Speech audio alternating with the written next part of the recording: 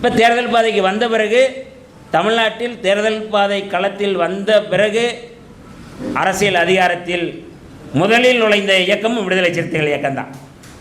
அதற்கான ஒரு உத்தியை, அதற்கான தேர்தல் உத்தியை, அதற்கான அரசியல் உத்தியை ஒரு தொலைநோக்கு பார்வையோடு இந்த மக்களுடைய அரசியல், சமூக, பொருளாதார மேம்பாட்டை உயர்த்துவதற்காக தலைவர் அவர்கள் ஒவ்வொரு முறையும் அந்த உத்தியை கையாண்டு வருகிறார்கள். எங்களுடைய தலைவர் தான் எனக்கு என் டி தியாகராஜா அவர்களை அறிமுகப்படுத்துகிறார்.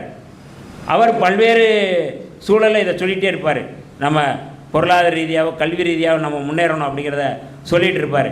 இன்றைக்கி அவருடைய கனவு இன்றைக்கு ஓரளவுக்கு நிறைவேறியிருக்கு. ஏன்னா எல்லோருக்குமே தெரியும். ஆக இப்படிப்பட்ட ஒரு சூழலில் நான் முதலில் சட்டசபைக்கு நுழைந்த பொழுது மரியாதைக்குரிய ஐயா தேவதாஸ் அவர்கள் சொன்ன கோரிக்கை அத்தனையுமே நான் முதல்ல நான் பேசினது உரையே அதுதான். ஆணவ படுகொலைகளை தடுத்து நிறுத்த வேண்டும். இதான் நான் வச்ச கோரிக்கை. கேஎன் பாஷா அவர்களுடைய அறிக்கையை, அந்த பரிந்துரையை ஏற்று தமிழ்நாடு அரசு, மாண்புமிகு முதல்வர் ஜோசப் விஜய் அவர்கள் ஆணவ படுகொலைகளை தடுத்து நிறுத்தணும்னு நான் அன்னைக்கு பேசினேன்.